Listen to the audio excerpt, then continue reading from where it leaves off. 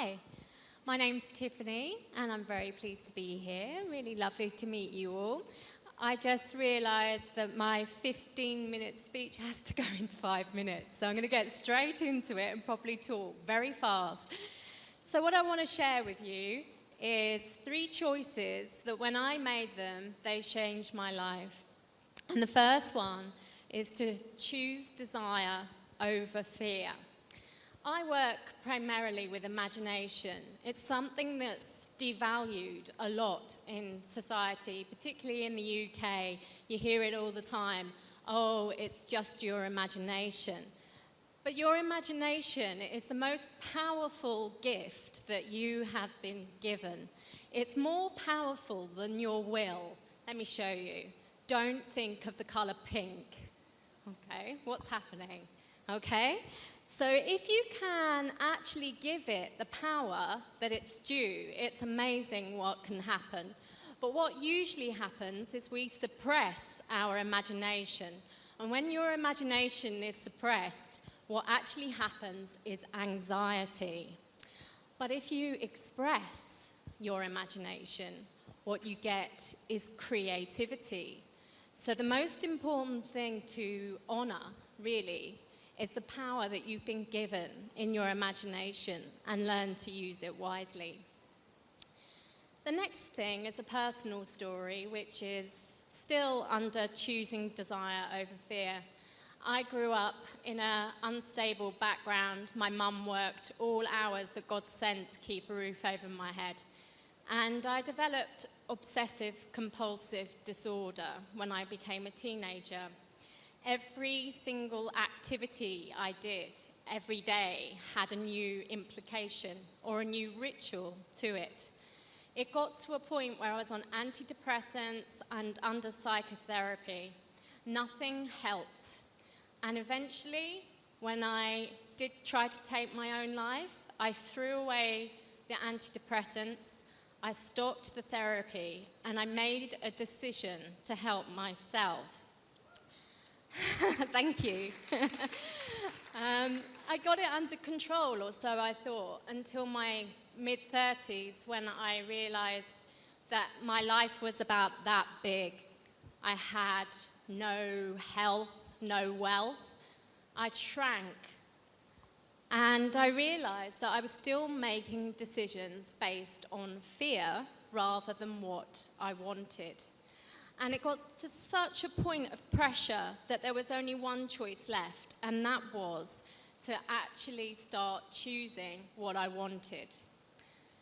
And since then, my life has just got bigger and better, hence being here in Delhi today with all you wonderful people. So I adopted Richard Branson's saying, which is, if somebody gives you an opportunity and you don't know how you're going to do it, but you really want to do it, just say yes and work it out later. And it's never let me down. Okay, so number 2, choose curiosity over judgment. So judgment shrinks your world. One of the main things I do is I work with tarot for spiritual development. And in there, you have the Fool's Journey, which is a map of what a soul goes through in life. The last 2 cards before you get to enlightenment is judgment and the world. And it's no mistake that judgment comes before the world. You have to work through your judgment before your world will open up. Judgment also shrinks your heart. My cat died 2 weeks ago. He had a seizure, and I put him in the car, and I drove, like, another term in UK is a nutty woman driver, to the vets. And the strangest thing happened. All the cars gave way, and I was so grateful that I wasn't on the end of what we call road rage. And I thought to myself, it's so important to be kind. We forget that. We forget what people are going through. On the outside, I just looked like a nutty woman driver. They had no idea that I had my cat on the passenger seat fighting for his life right next to me. Judgment also shrinks your mind. So the best thing is to get them out of your head, write them down, challenge them, ask them why they're there. Are they really true? How do you know? Like Einstein says, he's no genius, he's just insatiably curious. Okay. And the last one is to choose worth over shame. So you could implement everything that is being said here today. But if you don't work on your worth, then you won't have a strong, lasting change.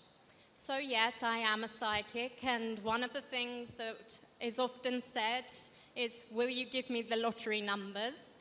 And I actually did get them once, believe it or not, but I didn't believe that I had them, and I didn't feel worthy enough. So I argued with my guides and told them I'd compromise, and I put 3 numbers on one line and 3 numbers on another line, and I won 2 tenors instead of 4.5 million. Now, that was never about winning the lottery, and I thought it was about learning to trust spirit. So I went on this blind goose chase of synchronicities that were leading me up the garden path for quite some time after that. And then I got that it wasn't about that at all. It was about worth, and that you can be as psychic as the Oracle of Delphi, but if you haven't got your self-worth, it won't set you free. You won't make the right decisions. So the main thing out of everything here is learning how to love yourself, and if you do that, the whole world will be full of love. Thank you very much.